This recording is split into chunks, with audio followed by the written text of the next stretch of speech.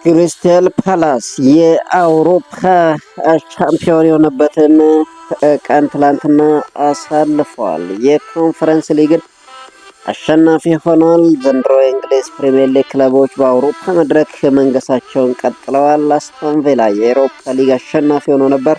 ትላንትና ደግሞ ክሪስታል ፓላስ የኮንፈረንስ ሊግ ዋንጫውን አንስቷል። አሁን የአውሮፓ ቻምፒዮንስ ሊግ ብቻ ይቀራል። ምናልባት አርሰናል የአውሮፓ ቻምፒዮንስ ሊግን የሚያነሳ ከሆነ ዘንድሮ የእንግሊዝ ፕሪሚየር ሊግ ክለቦች በአውሮፓ መድረክ የነገሱበት ዓመት ሆኖ የሚያልፍበት ቅጽበት አለ። ስለዚህ የምትሰሙት ነገር አለ።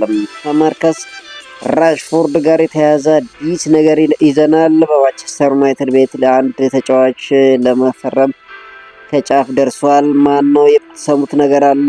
ወደ ባርሴሎና ስናሄድ ባርሴሎና አንድ የእንግሊዝ ፕሪሚየር ሊግ ድንቅ ተጫዋችን ለማስፈረም ከስምምነት መድረሱ እየተነገረ ይገኛል። ማን ነው? የምነግራችሁ ነገር ይኖራል። ጋብርኤል ሄሱስ በአርሰናል ቤት ቆይታው ምን ይመስላል የሚለውን አዲስ ነገር ይዘናል። ይህንን የምነግራችሁ ይሆናል። ከኪሊያን ምባፔ ጋር የተያያዘ አዲስ ነገር ይዘናል። ስለዚህም ትሰማላችሁ። ማይክል ሜሪኖ በሆነ ነገር ጎበዝ መሆን እንዴት ያስደስታል ሲል የተናገረበት ነገር አለ። በሊቨርፑል ቤት የሚጫወተው ጀርሜ ፍሬምቦንግ ከዓለም ዋንጫ መቀነሱ ተሰምቷል። ስለዚህ ትሰማላችሁ። የእንግሊዝ ፕሪሚየር ሊግ የመጨረሻው ሳምንት የማንቸስተር ዩናይትድ ምርጥ ተጫዋች ይፋ ተደርጓል። ስለዚህም የምነግራችሁ ነገር አለ። ፊሊፕ ጆርጌንሰን ቼልሲን ለመቀላቀል ከስምምነት መድረሱ ተሰምቷል። ከማኑኤል ማክሮን ጋር የተያያዘ አዲስ ነገር ይዘናል። እንግዲህ ቅዳሜ የአውሮፓ ቻምፒዮንስ ሊግ ፍጻሜ ይደረጋል። አርሰናልን ከፒኤስጂ የሚያደርጉት ጨዋታ በጉጉት ይጠበቃል። ስለዚህ ጨዋታ የምነግራችሁ ነገር ይኖራል። ሰላም ጤና ይስጥልኝ የማዩ ስፖርት ተከታታዮች እንደምን አላችሁ? ባላችሁበት ሰላማችሁ ይብዛ እያለን ቻናሉን ሰብስክራይብ፣ ቪዲዮ ላይክ አድርጋችሁ እንድትጀምሩ በአክብሮት እንጋብዛለን። በቅድሚያም ትላንትና ወደ ተደረገው ወደ ኮንፈረንስ ሊግ እናመራለን። ክሪስታል ፓላስ የአውሮፓ ኮንፈረንስ ሊግ ዋንጫውን እንግዲህ ትላንትና ማሸነፍ ችሏል። ይህንም ተከትሎ በሚቀጥለው ዓመት በአውሮፓ መድረክ የሚሳተፉ የእንግሊዝ ፕሪሚየር ሊግ ክለቦች ቁጥራቸው ወደ 9 ደርሷል። ከፕሪሚየር ሊጉ ተሳታፊ ክለቦች ግማሽ ያህል የሚጠጉት እንግዲህ ክለቦች በአውሮፓ መድረክ የሚጫወቱበት እድል ተገኝቷል። በአውሮፓ ቻምፒዮንስ ሊግ እንደሚታወቀው 5 ክለቦች ይሳተፋሉ። አርሰናል፣ ማንቸስተር ሲቲ፣ ማንቸስተር ዩናይትድ፣ አስቶን ቪላ እና ሊቨርፑል በቻምፒዮንስ ሊግ የሚሳተፉ ክለቦች ናቸው። በዩሮፓ ሊግ በርንማውዝ፣ ሰንደርላንድ እና እንግዲህ ክሪስታል ፓላስ ትላንትና የኮንፈረንስ ሊግ አሸናፊ በመሆኑ ቀጥታ ወደ ዩሮፓ ሊግ ገብቷል። 3 ክለቦች ይጫወታሉ። በኮንፈረንስ ሊጉ ብራይተንን እናገኛለን። እንግዲህ የእንግሊዝ ፕሪሚየር ሊግ ክለቦች 9 ሆነዋል ማለት ነው። ይሄ በጣም ትልቅ ስኬት ነው ለእንግሊዝ ፕሪሚየር ሊግ። እንግዲህ የኮንፈረንስ ሊግ አሸናፊው ክሪስታል ፓላስ ይሄንን እድልም አግኝቷል። እንግዲህ ክሪስታል ፓላስ ሪዮ ቫይካኖን በማሸነፍ ነው የአውሮፓ ኮንፈረንስ ሊግ አሸናፊ መሆን የቻለው። እንግዲህ በጀርመን ሌፕዚግ በተደረገው የፍጻሜ ጨዋታ ክሪስታል ፓላስ በጃን ፊሊፕ ማቴታም ግብ 1-0 በሆነ ውጤት እንግዲህ ያሸነፈው ዋንጫውን ማንሳት ችሏል። ክሪስታል ፓላስ በታሪካቸው የመጀመሪያ የአውሮፓ መድረክ ዋንጫቸውን ማሸነፍ ችለዋል። አሰልጣኝ ኦሊቨር ግላስነር ባለፈው 12 ወር ውስጥ ለክሪስታል ፓላስ እንግዲህ 3ኛ ዋንጫ ማስገኘት ችለዋል። ክሪስታል ፓላስ ለዩሮፓ ሊግ ማለፉን ተከትሎ ቀጣይ እንግዲህ 9 ክለቦች በእንግሊዝ ፕሪሚየር ሊግ በአውሮፓ መድረክ የሚሳተፉ ይሆናል። ይሄ እንግዲህ ከባድ እድል ሆኖ ተመዝግቧል። እንግዲህ ኦሊቨር ግላስነር በክሪስታል ፓላስ ቤት ድንቅ ስራን እየሰሩ ይገኛሉ። እኛ አሰልጣኝ ማንቸስተር ሲቲን አሸንፈው የኤፍኤ ካፕ አሸናፊ መሆናቸው ይታወሳል።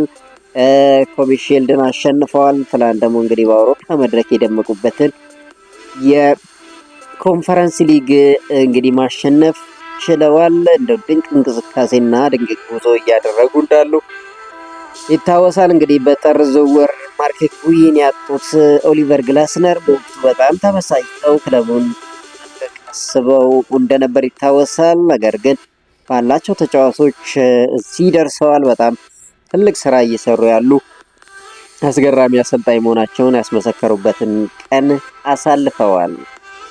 ብራዚላዊ የፊት መስመር አጥቂ ገብርኤል ሄሱስ በአርሰናል ቤት የ1 ዓመት ኮንትራት ይቀይረዋል። እንግዲህ አርሰናል በዚህ ክረምት ገብርኤል ሄሱስን ለመልቀቅ 20 ሚሊዮን ፓውንድ እንደሚፈልግ ተገልጿል። በርካታ ክለቦች የገብርኤል ሄሱስ ኮንትራት ሁኔታ ለማጣራት አርሰናል ማነጋገራቸው ተዘግቧል። ተጫዋቹ በ2027 ኮንትራቱ ሲያበቃ ክለቡን በነፃ ሊለቅ እንደሚችል ተገልጿል። ይሁን እንጂ አርሰናል ኮንትራቱ ሳያበቃ ተጫዋቹን በአነስተኛ ገንዘብ ለመልቀቅ እያሰቡ መሆኑ እንግዲህ ተነግሯል። ገብርኤል ሄሱስ በአርሰናል ቤት ያለው ቆይታ የሚያበቃበት ጊዜ እንደደረሰ እየተነገረ ይገኛል። እንግዲህ ተጫዋች ቪክተር ዮኬሬሽ ከመጣ በኋላ ብዙም የመጫወት እድል እያገኘ አይደለም። ነገር ግን ተቀይሮ ሲገባ በተለይ በአውሮፓ ሻምፒዮንስ ሊግ ድንቅ እንቅስቃሴ ሲያደርግ ጎሎችን ሲያስቆጥርም ተመልክተነዋል። እንግሊዝ ፕሪሚየር ሊግም ቢሆን ተቀይሮ በገባበት ጥሩ እንቅስቃሴ ሲያደርግ ተመልክተናል። ነገር ግን አርሰናል እንግዲህ በ20 ሚሊዮን ፓውንድ ሊለቀው እንደሚፈልግ ተነግሯል። በተያያዘ ዜና የመድፈኞቹ አማካይ ማይክል ሜሪኖ አርሰናል በቆመ ኳስ ምክንያት መተቸቱን ልረዳ አልቻልኩም ሲል ተናግሯል። ማይክል ሜሪኖ ሲናገርም በቆመ ኳስ ምክንያት እኛ ላይ ትችት መሰንዘሩ ፈጽሞ ሊገባኝ አልቻለም ሲል ይናገራል። በአንድ ነገር ላይ ጎበዝ ሆነ በጣም ጥሩ ነገር ስታሳይ እንዴት ልትተች ትችላለህ ሲል ቡድናቸው አድናቆት ሊቸረው እንደሚገባ ገልጿል። አርሰናል በቆመ ኳስ ጥንካሬው ምክንያት የተለያዩ ትችቶች ሊሰነዘሩበት በፍጹም አይገባም ሲል እንግዲህ ማይክል ሜሪኖ ስለ አርሰናል የቆመ ኳስ ሁኔታ ተናግሯል። ማርከስ ራሽፎርድ በተጠናቀቀ የውድድር ዘመን በባርሴሎና ቤት ውስጥ ማሳለፉ ይታወቃል። እንግዲህ ማንቸስተር ዩናይትድ እና ማርከስ ራሽፎርድ የባርሴሎናን የውሰት ውል ቋሚ ያደርጋል ብለው በመጠባበቅ ላይ ነበሩ። የሆነ ባርሴሎና ዛሬ እንግዲህ አንቶኒ ጎርደን ከኒውካስል ዩናይትድ ለማስፈረም ሙሉ ስምምነት ላይ ደርሷል። አንቶኒ ጎርደን ዝውውሩን የሚያጠናቅቅ ከሆነ ማርከስ ራሽፎርድ በቋሚነት ይቀጥላል ተብሎ አይጠበቅም። ባርሴሎና በሚቀጥሉት 2 ሳምንታት ውስጥ ራሽፎርድን በ30 ሚሊዮን ዩሮ ማስፈረም ይችሉ ነበር። አሁን ባለው ሁኔታ ባርሴሎና ማርከስ ራሽፎርድን በቋሚነት እንደማያስፈርሙ ተገልጿል። ማርከስ ራሽፎርድ በቀጣይ ወደ ማንቸስተር ዩናይትድ የሚመለስበት እድል ጠባብ መሆኑ ተነግሯል። ማንቸስተር ዩናይትድ ለቻምፒዮንስ ሊግ ማለፉን ተከትሎ የራሽፎርድን ደሞዝ 300,000 ፓውንድ መሻገሩ ነው የተገለጸው። በዚህም ምክንያት እንግዲህ ማንቸስተር ዩናይትድ ማርከስ ራሽፎርድን ለመልቀቅ ፈተና ሊሆንበት እንደሚችል ተገምቷል። ይህ በእንዲህ እንዳለ እንግዲህ አንቶኒ ጎርደን እና ማርከስ ራሽፎርድ በእንግሊዝ ብሔራዊ ቡድን የግራ ክንፍ ቦታ አለማግኘት የሚያደርጉት ፉክክር ይጠበቃል። እንግዲህ አንቶኒ ጎርደን ትናንትና ባርሴሎናን ለመቀላቀል ሙሉ በሙሉ ተስማምተዋል። እንግዲህ ካታላኑ ክለብ ባርሴሎና አንቶኒ ጎርደንን ከኒውካስል ዩናይትድ ለማስፈረም ከስምምነት መድረሱ ተነግሯል። ባርሴሎናዎች ተጫዋቹን በ80 ሚሊዮን ዩሮ ለማስፈረም ከስምምነት መድረሳቸው እየተነገረ ይገኛል። በተጨማሪም ኒውካስል ዩናይትድ ከተጫዋቹ ወደፊት ሽያጭ ድርሻ እንደሚኖራቸው ተዘግቧል። ባርሴሎና ከአንቶኒ ጎርደን ጋር በግል ከስምምነት ላይ መድረሱ ተነግሯል። አንቶኒ ጎርደን በዚህ ሳምንት ወደ ባርሴሎና በማምራት የጤና ምርመራውን እንደሚያደርግ እየተነገረ ይገኛል። ባየር ሙኒክ በበኩሉ ተጫዋቹን ለማስፈረም እንቅስቃሴ ቢያደርግም የተጠየቀው ሂሳብ ለመክፈል ፈቃደኛ ሳይሆን ቀርቷል። ባርሴሎና አንቶኒ ጎርደን የሚያስፈርመው ማርከስ ራሽፎርድ በሚጫወትበት ቦታ ላይ መሆኑ እንግዲህ ማርከስ ራሽፎርድ ደግሞ ማንቸስተር ዩናይትድ እንደሚመለስ ፍንጭ የሰጠ ዜና ነው። እንግዲህ ዘገባውን አትሌቲክ ይዞት ወጥቷል።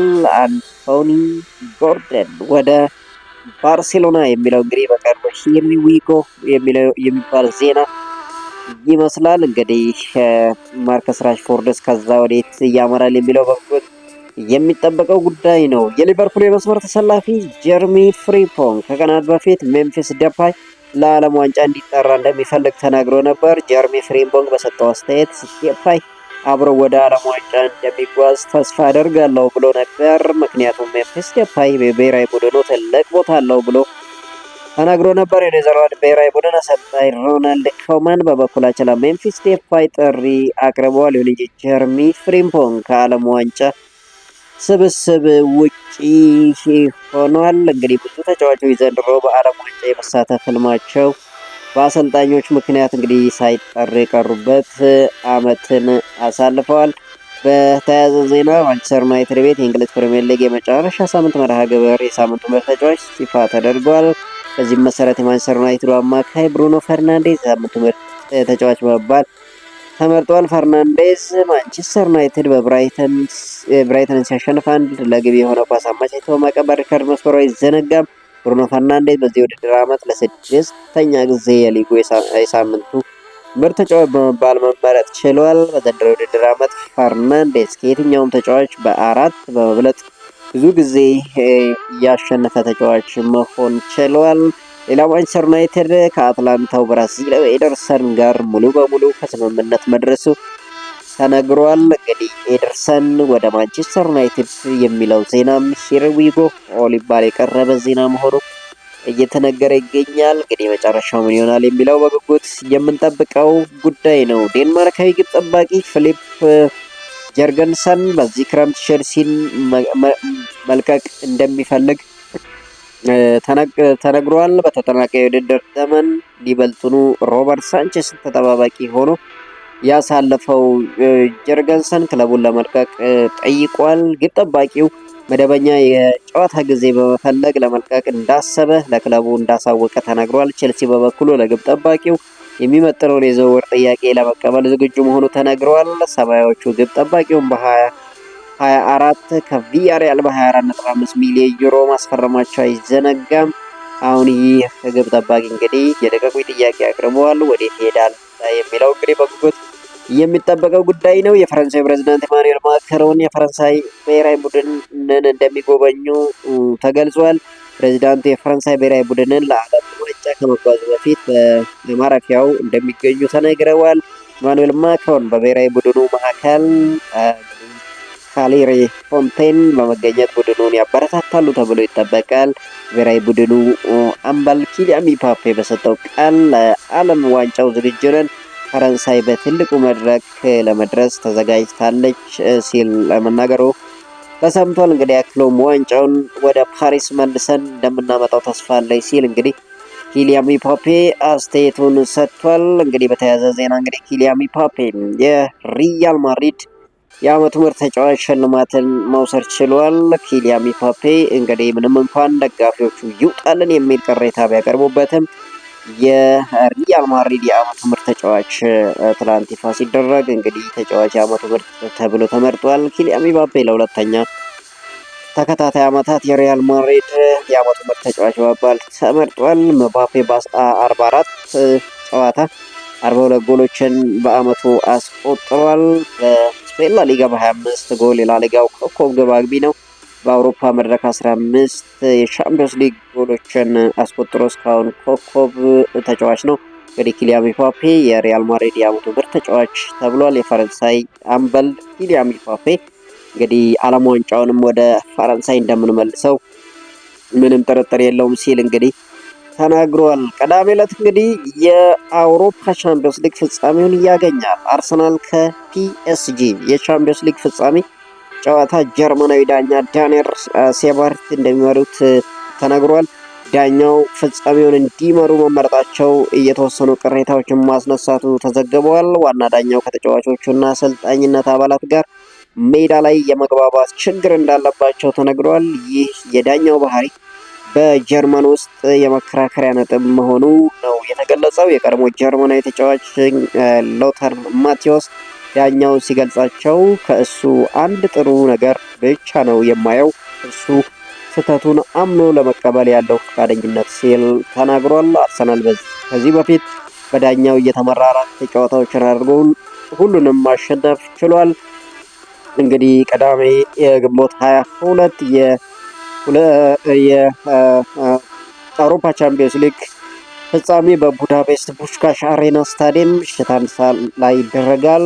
የአሰልጣኝ ዳኛ እንግዲህ ይህን ጨዋታ እንደሚመሩት ተነግሯል። እንግዲህ የአውሮፓ ቻምፒየንስ ሊግ ፍጻሜ ለሁለቱም ክለቦች 50-50 ነው ሲል ኡናይ ኤሜሬ ተናግሯል። እንግዲህ አስቶን ቪላ አሰልጣኝ ኡናይ ኤሜሬ የቻምፒየንስ ሊግ ፍጻሜ አሸናፊው ለሁለቱም ክለቦች እኩል ነው ሲሉ ተናግረዋል። ስለ ፍጻሜው አስተያየት የሰጡት አሰልጣኝ ኡናይ ኤሜሬ ፒኤስጂ በአሁኑ ሰዓት የዓለም ምርጡ ክለብ ነው ሲሉ ተናግረዋል። ፒኤስጂ በምርጥ አሰልጣኝ እንደሚመራ የገለጹት ኡናይ ኤሜሬ ምርጥ የቡድን እንቅስቃሴ የሚያደርግ ክለብ ነው። አርሰናልም ዘንድሮ በሚኬል አርቴታ እንግዲህ ምርጥ ጊዜን አሳልፈዋል። ተፎካካሪ እንደሚሆን አስባለሁ።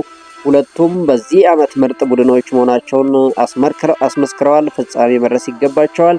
ነገር ግን የዋንጫው አሸናፊ እንግዲህ ሁለቱም እኩል 50-50 ደረጃ ነው የሚሰጣቸው ሲሉ እንግዲህ ኡናይ ኤሜሬ ስለ አውሮፓ ቻምፒዮንስ ሊጉ ተናግረዋል። እንግዲህ ማን ያሸንፋል የሚለው ቅዳሜ የሚመለስ ይሆናል። እንግዲህ ከሰሞኑ ሀገራት ለዓለም ዋንጫ ስብስባቸውን ሲያሳውቁ ብዙ ተጫዋቾች ከዓለም ዋንጫው እንግዲህ ሳይጠብቁ መቀነሳቸው ተነግሯል። እንግሊዝ ለዓለም ዋንጫ ስብስቧን ስታሳውቅ ብዙ ተጫዋቾችን ቀንሳለች። የኖቲንጋም ፎረስት አምበል ሞርጋን ጊብስ ዋይት በዓለም ዋንጫ ስብስብ አለመካተቱ እንዳበሳጨው እንግዲህ ገልጿል። ከእንግሊዝ የዓለም ዋንጫም ስብስብ ውጪ መሆኔ በጣም አበሳይቶኛል ሲል ጊብስ ዋይት ተናግሯል።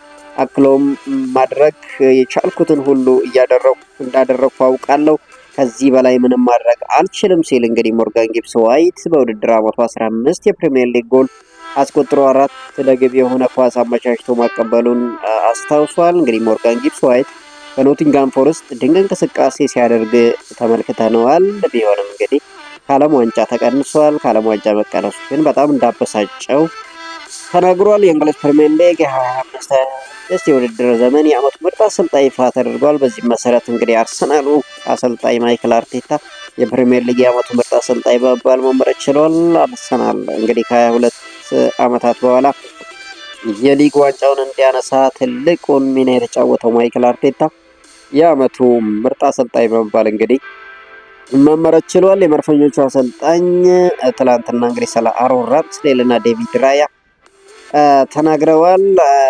ራምስዴልን በዴቪድ ራያ መቀየራቸው ቀላል ውሳኔ አልነበረም ሲሉ ተናግረዋል። የግብ ጠባቂ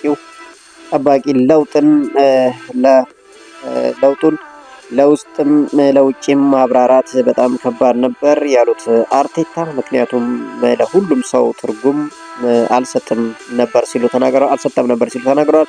በወቅቱ ስፖርቲንግ ዳይሬክተሩ ኤዱ 100% እርግጠኛ ነህ ወይ ብሎ ጠይቆኛል ሲል ገልጸዋል። አክለውም ለውጥ ማድረግ እንደነበረብኝ እርግጠኛ ነበርኩኝ፣ ምክንያቱም ራምስዴል አቅም ስለሌለው አልነበረም። የተለየ ባህሪ ያለው ግብ ጠባቂ አስፈልጎን ነበር ሲሉ እንግዲህ ተናግረዋል። ዴቪድ ራያ ውጤታማ ይሆናል አይሆንም የሚለውን አላውቅም ነበር፣ ነገር ግን ራሱን ለክለቡ እንደሚሰጥና አምባሳደር እንደሚሆን አውቅ ነበር ሲል እንግዲህ ስለ አሮን ራምስዴል እና ስለ ዴቪድ ራያ ያለውን አስተያየት ሰጥቷል። እንግዲህ ዴቪድ ራያ የዓመቱ ድንቅ ተጫዋች መሆኑ ምንም ጥርጥር የለውም። ምንም እንኳን ጥሩ የተከላካይ ስፍራ አርሰናል ቢገነባም ዴቪድ ራያም በጣም ወሳኝ ተጫዋች መሆኑን ያስመሰከረበትን ጊዜ አሳልፈዋል። የመድፈኞች የፊት መስመር ተጫዋች ኖኒ ማዱኬ በክሪስታል ፓላስ ጨዋታ ጉዳት እንዳጋጠመው ይታወሳል። ተጫዋቹ በ83ኛው ደቂቃ ላይ ነበር በቪክቶር ዮኬሬሽ ተቀይሮ እየወጣው። ኖኒ ማዱኬ በጨዋታው በፍጥነት ተቀይሮ በመውጣቱ ከክፉ ጉዳት መትረፍ መቻሉ ተነግሯል። የእንግሊዛዊ ተጫዋች ኖኒ ማዱኬ በቀዳሚው ፍጻሜ ጨዋታ ዝግጁ ይሆናል ተብሎ እንደሚጠበቅ ተነግሯል። በፒኤስጂ በኩል አሽራፍ ሀኪሚ እና ኪሊያን ምባፔም ለአውሮፓ ቻምፒዮንስ ሊግ ዝግጁ መሆናቸውን እንግዲህ ተነግሯል። በቡድኑ ልምምድ ላይ የቡድኑ ቁልፍ ተጫዋቾች ኡስማን ዴምቤሌ እና አሽራፍ ሀኪሚ ተካፍለዋል። በተጨማሪ እንግዲህ ሁለት ተጫዋቾች ቅዳሜ በአውሮፓ ቻምፒዮንስ ሊግ ይሳተፋሉ ተብሎ ይጠበቃል። ሁለቱ የክለብ ወሳኝ ተጫዋቾች በጉዳት ምክንያት የፍጻሜ ጨዋታ ያመልጣቸዋል የሚል ስጋት ነበር። ተጫዋቾቹ በፍጻሜው ለመድረስ ዝግጁ እንደሚሆኑ ማሳወቃቸውን የፈረንሳይ መገናኛ ብዙሃን ዘግቧል። ይህ ተጫዋች እንግዲህ ቅዳሜ ሲደረግ ማን ያሸንፋል የሚለው በጉጉት የሚጠበቀው ጉዳይ ነው። ውድ የማዩ ስፖርት ተከታታዮች ለዕለቱ ያዝንላቸው አጫጭር ዜናዎች ይህን ይመስላሉ። ቻናሉ ሰብስክራይብ፣ ቪዲዮን ላይክ አድርጋችሁ እንድትወጡ በአክብሮት ጋብዛለሁ። ባላችሁበት